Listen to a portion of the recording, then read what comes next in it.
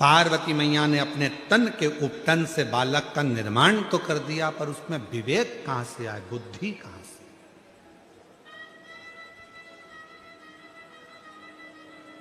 शिव कथा कह रही है,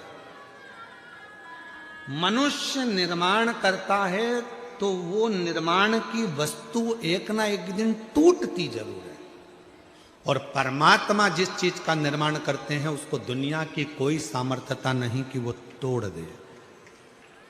घर आपने बनाया टूट जाएगा, गाड़ी आपने बनाई टूट जाएगी।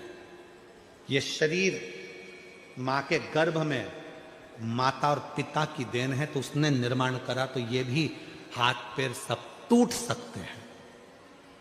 गाड़ी टूट जाएगी, दुकान टूट जाएगी, जमीन, सब जो चीज है आपके पास में आपने जिसका निर्माण करा वो टूट सकती है, पर परमात्मा जिसका निर्माण करते हैं वो कभी नहीं टूटती। ये शरीर भी आपका बनाया हुआ है, अर्थात माता और पिता का बनाया हुआ है, इसलिए हाथ भी टूट जाता है, पांव भी टूट जाता है, नाक भी टूट जाती है, ये कान भी टूट जाता है, पांव की घुटने भी टूट जाते हैं, पर परमात्मा ने एक चीज ऐसी बनाई जो दुनिया में कोई नहीं तोड़ सकता, वो है उसकी आत्मा, उसका हृदय, उसकी आत्मा। जिस आत्मा को कोई नहीं तोड़ सकता, वो आत्मा को ना तो कोई छेदित कर सकता है, ना पानी गिला कर सकता है, ना अग्नि जला सकती है, ना वायु सुखा सकती है। वो आत्मा एक ऐसी परमात्मा ने बनाई है, उसको कोई खंडित कर ही नहीं सकता।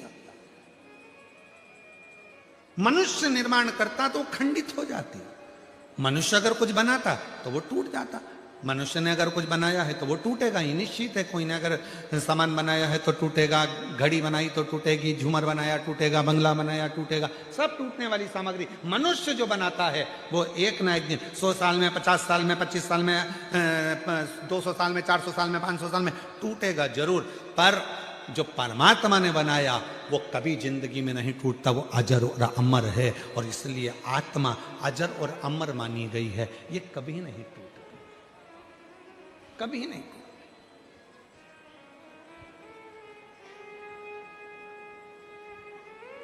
पार्वती जी ने एक बार शिव जी से पूछ लिया था, आप जब इस आत्मा को अमर कर सकते हो,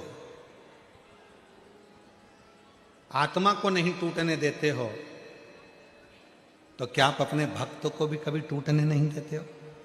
शिव जी ने वचन दिया, सुनो पार्वती, जो मेरा ध्यान करता है, जो मुझे भजता है, मेरा स्मरण करता है, उसको दुनिया में कभी मैं टूटने नहीं देता, उसको इतना मजबूत कर देता हूं कि वो प्रखर हो जाता है, प्रबल।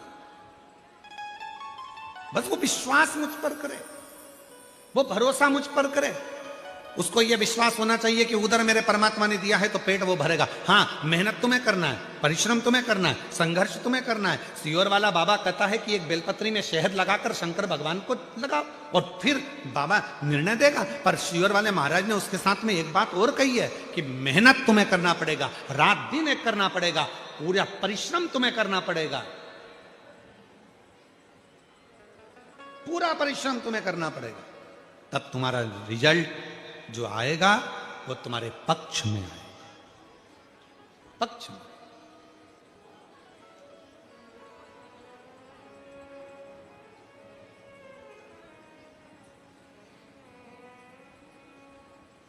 मेहनत तुम करो, परिश्रम तुम करो।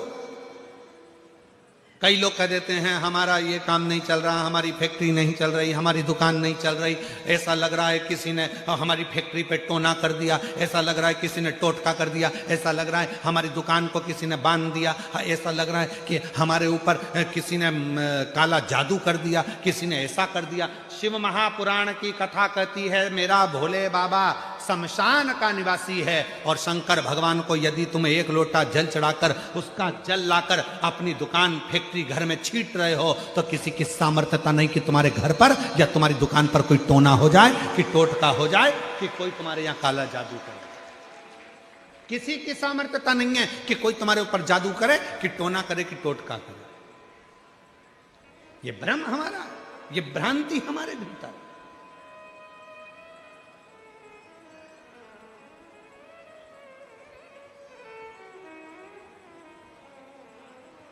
शिव के पास सब है।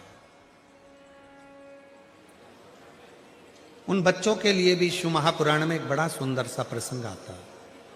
अगर आपकी कॉलोनी में, आपकी सोसाइटी में, आपके मोहल्ले में, आपके आसपास के क्षेत्र में इस तरह के अगर बच्चे रहते हैं तो उनके माँ बाप को चाहिए कि शिव को, भगवान शंकर को जो बेल होता है, बेला का जो फल होता है, उस फल के अंदर का जो गुर्दा होता है, फल के अंदर का जो गुर्दा होता है, उस गुर्दे को सुखाकर उसको बाद में जलाकर उसकी भस्म अच्छी पीस कर तैयार करो। और जिस दिन सोमवार की अष्टमी हो, सोमवार के दिन अगर अष्टमी की तिथि पड़ जाती है या अष्टमी के दिन सोमवार पड़ जाता है, तो उस दिन देवाधिदेव महादेव को अगर मंदिर में आप वो भस्म नहीं चढ़ा सकते तो घर में ही उस बाबा को थोड़ी सी चुटकी भरकर भस्म, वो जो बेले की भस्म बनाई है, वो शिव को समर्पित कर दो। उसी भस्म को निकालकर उठाकर, जो डब्बी में ज्यादा भस्म है उसी में उसको डाल लो, और उस भस्म को बिल्कुल पिसी बारीक एकदम महीन भस्म को, जो बच्चा राल टपकाता है या उसका शरीर का विकास नहीं होता है, शरीर कमजोर है, वो उठ नहीं सकता, बैठ नहीं सकता, इंद्रियों का भान नहीं रहता, उस बच्चे को यदि थोड़ी थोड़ी भस्म प्रदोष समय के पहले, प्रदोष काल के पहले, शाम के समय के पहले अगर उस भस्म को थोड़ी सी मात्रा में, जरा सी मात्रा में अगर उसकी जिह्वा पर लगाया जाए तो धीरे धीरे उसकी इंद्रियां काम करना प्रारंभ कर देती है। इंद्रियां काम करती है। डॉक्टर का भी इलाज करवाओ, डॉक्टर को भी दिखाते रहो, क्योंकि डॉक्टर शिव का एक रूप मानते हैं शिव पुराण में। और साथ में शिव जी पर भरोसा भी करो, विश्वास।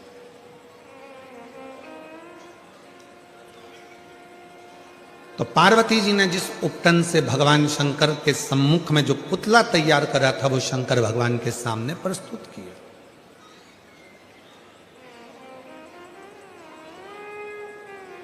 और जब वो पुतला देखा गया तो शिव जी ने उसकी परीक्षा ली। भगवान शंकर ने 3 परीक्षा विनायक की ली है, 3 परीक्षा। और आप सबके सम्मुख में है कि लोग कहते हैं भगवान शंकर ने उनके ही पुत्र का शीश काट दिया, उनके ही बेटे का सिर काट दिया, उनके ही बेटे का सिर काट दिया। सिर काटा नहीं है, भगवान शंकर ने जो मस्तिष्क था, जो बुद्धि थी, जो विवेक था, वो श्रेष्ठ नहीं है। इसलिए शिवजी ने उनको शीश काटना मतलब बुद्धि को हटा देना।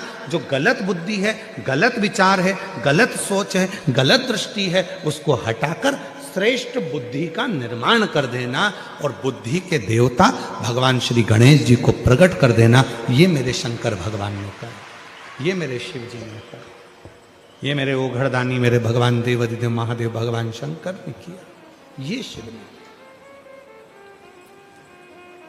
अच्छा, हनुमान चालीसा में एक लाइन आती है, आप लोग पढ़ते होंगे, अष्ट सिद्धि, बोलते जाओ, अष्ट सिद्धि नवनिधि के असबर दीन जानकी, राम रसायन तुमरे पासा, सदा रहो रघुपति के।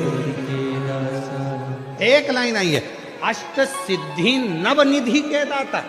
मतलब हनुमान जी महाराज को ये लाइन क्यों लिखी तुलसी मामा ने? लिखने का केवल एक कारण था, क्योंकि शंकर भगवान के अंश अवतार श्री हनुमान जी महाराज हैं और शंकर भगवान अष्ट सिद्धि नवनिधि सर्वबुद्धि के देने वाले हैं। जो अपने बेटे को भी बुद्धि दे देते हैं, वो संसार के हर जीव को कहीं ना कहीं बुद्धि प्रदान कर सकते हैं। अष्ट सिद्धि नवनिधि के दाता, असबर दीन जानकी माता, राम रसायन तुमरे पास, सदा रहो रघुपति के, तुमरे भजन राम को पावे, जन्म जन्म के दुख बिसरावे।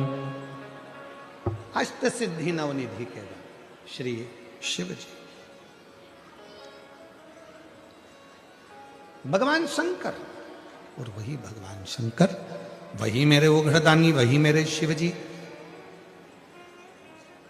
पार्वती मैया ने देखा कि मेरे बेटे का सिर कट गया।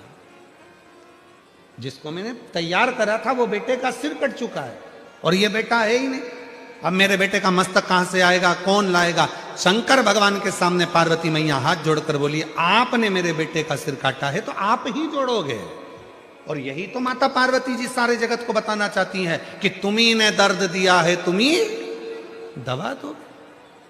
उधर किसने दिया? बोलते जाओ, भगवान ने। तो भोजन कौन देगा? अरे बोलो जम के, भगवान।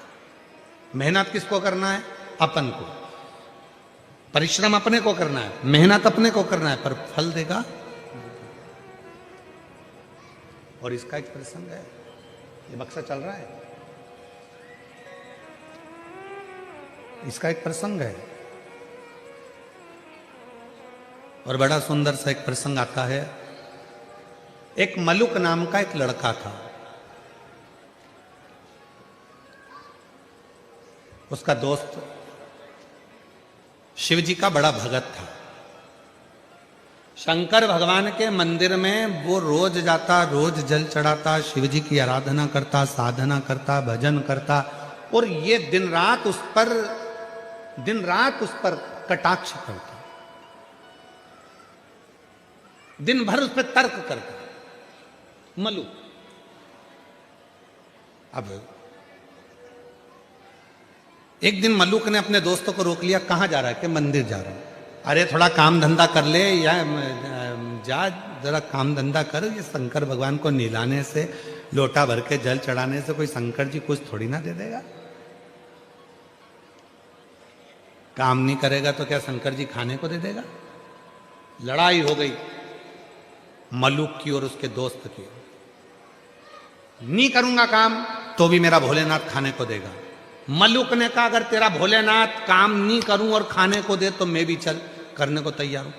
एक परीक्षा करूंगा, वन में जाकर बैठ जाऊंगा, देखूं तेरा भोलेनाथ मुझे खाने को देता है कि नहीं देता। अगर मेरे शंकर भगवान ने तुझे खाने को दे दिया तो काम मैं रोज एक लोटा जल चढ़ाने के लिए शंकर जी के मंदिर में जाऊंगा। और अगर तेरे शंकर भगवान ने मुझे खाने को नहीं दिया तो काम मैं मंदिर जाना छोड़ दूंगा, लोटा भर जल चढ़ाना छोड़ दूंगा। दोनों में झगड़ा हो गया, दोनों में लड़ाई हो गई। अब दोनों में झगड़ा हो गया और जो मलुक था वो लड़ झगड़ के जंगल में चले गया। जंगल में जाकर उसने विचार करा, जंगल में रहूंगा और कोई मुझे भोजन देकर चले गया तो एक काम करता हूं, ये पीपल के पेड़ पे चढ़ के बैठ जाता हूं। कोई आएगा भी नहीं, भोजन देगा भी नहीं, और भोजन नहीं मिलेगा तो मेरा दोस्त मंदिर जाना छोड़ देगा और मेरा झंझट मिट जाएगा, फिर मेरे साथ घूमेगा, एंजॉय करेगा। ठीक है, पेड़ पे चढ़ गया। इसका दोस्त गया शंकर जी के मंदिर में जल चढ़ाकर बोला, भोले बाबा वो मलुक गया है, उसमें अक्ल नहीं है, परीक्षा लेने गया है आपकी कि भोलेनाथ खाने को देगा क्या? बाबा उसका पेट भर देना बेचारे का, भूखा रहेगा। जल चढ़ाया और जैसे ही जल चढ़ाया शंकर भगवान को और दोस्त घर पर आया, आने के बाद तुरंत आज शिव जी ने जो लीला करी वो देखिए। शंकर भगवान ने ऐसी लीला कर दी कि एक गाय चराने वाला कपड़े में 4 रोटी बांधकर उसमें थोड़ा सा अचार और कांदा रखकर लाया और विचार करने लगा, मुझे गाय यहीं पर चराना है, मेरी रोटी कहीं दूसरा ना खा जाए, इसलिए इसको पीपल के पेड़ पर टांग देता। रोटी टांग दी पीपल के पेड़ पर। मलुक ने विचार करा, इसका शंकर भगवान तो गजब का है रे, रोटी ऊपर दे दी पीपल के पेड़ पर वो तो कह रहा था कि भगवान खिला कर जाता है, नहीं खाऊंगा, रोटी टंगी है, खा नहीं रहा। अब थोड़ा बहुत तो हाथ पर खुद भी हिलाओ जी, खाने को ही तैयार नहीं। इसका दोस्त शाम के समय भगवान के मंदिर में जाकर, बाबा भोलेनाथ मेरा दोस्त भूखा होगा, उसको खाना खिला देना। शंकर भगवान ने डमरू का नाद करा, 4-6 डाकू घोड़े पे बैठकर धड़ धड़ धड़ धड़ आ गए पीपल के पेड़ के नीचे। जैसे ही थोड़ी देर उन डाकुओं ने आराम करा, उसमें से एक थोड़ा सा विश्राम करा। उसने कहा, सरदार बहुत भूख लग रही है, कहीं से माँ जगत जननी जगदम्बा खाना दे दे तो पेट भरा जाए। इतने में दूसरा बोला, अरे देखो पेड़ के ऊपर रोटी टंगी है, जल्दी उतारो खाते हैं। और जो पेड़ पे से रोटी उठाई और सबने मिलाकर खाने ही वाले थे। इतने में दूसरा बोला, एक भी रोटी मत खाना, ऊपर पुलिस वाला बैठा है, जरूर रोटियों में नींद की गोली मिलाई होगी और पकड़ा जाएंगे तो जूते खाएंगे, इसलिए ले जाकर ये बंद कर देगा, कारागार में डाल देगा, एक रोटी मत खाना। और सबने कहा करें क्या? सरदार ने कहा इसको नीचे उतारो। ये अपने को मूर्ख समझ रहा, नीचे उतारो, इसको नीचे उतारा, पेड़ से बांध दो, पेड़ से बांध दिया। सरदार क्या करें? सरदार बोला ये अपने को मूर्ख समझता है, नींद की गोली मिली, रोटी हमको खिला रहा है, एक काम करो इसकी रोटी इसी को खिलाओ। अब उसकी रोटी, अब वो समझा भगवान आएंगे खिलाने, उसको क्या मालूम था डाकू बन के आ गया। ले रोटी खाओ, के नहीं खाऊंगा। सरदार रोटी नहीं खा रहा, सरदार ने कहा मार मार के खिलाओ। दो ने इधर से दिया, दो ने उधर से दिया, मुंह में रोटी ठूस है, फिर मारे, फिर रोटी, फिर मारे, फिर रोटी, लाल नीला पीला कर कर रोटी खिलाकर और पूरे रस्सी खोल दिए और डाकू चले गए। ये शाम को पिटा पिटाया, दुचाया, कबाड़ खाने के कबाड़े जैसा।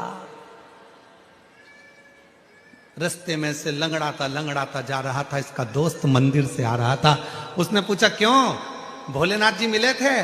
इतने में मलुक बोला, तेरा भोलानाथ नहीं खाओ तो मारता भी था, नहीं खाओ तो मार।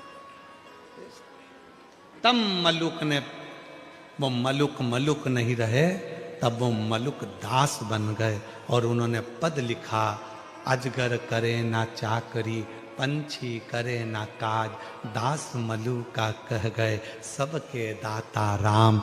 कोई कुछ ना करे तो भी वो पेट भर कर जाता है, वो मेरा देव अधिदेव महादेव, वो शिव, वो मेरा राम, वो मेरा कृष्ण, वो मेरा शंकर, वो मेरा दत्त, वो मेरी माँ आद्य शक्ति जगत जननी दुर्गा भवानी है, वो मेरा हरि विठल पांडुरंगा है, जो सबका पेट भरता, सबका। किसको नहीं देता? किसको?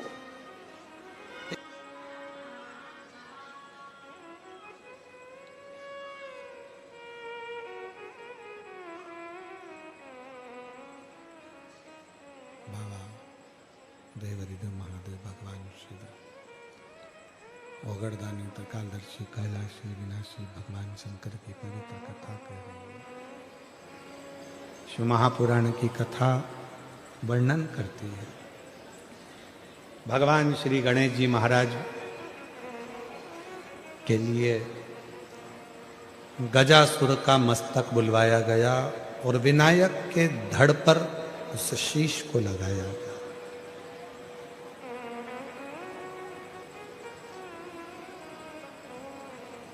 सब देवता आ गए, इंद्र, गरुण, वरुण, भगवान ब्रह्मा, भगवान विष्णु, सब देव आए।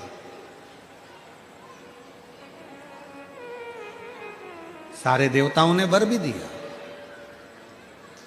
आशीर्वाद भी दिया भगवान श्री विनायक को कि हम तुम्हें ये अस्त्र देते हैं, हम तुम्हें ये शस्त्र देते हैं, हम तुमको ये वर देते हैं, हम तुमको वो वर देते हैं। पर मेरे देवादिदेव महादेव भगवान शंकर ने कोई वर अगर भगवान श्री गणेश जी महाराज को दिया है तो सबसे बड़ा वर दिया कि हम तुम्हें बुद्धि का देवता बना देते हैं, हम तुम्हें बुद्धि प्रदान करते हैं।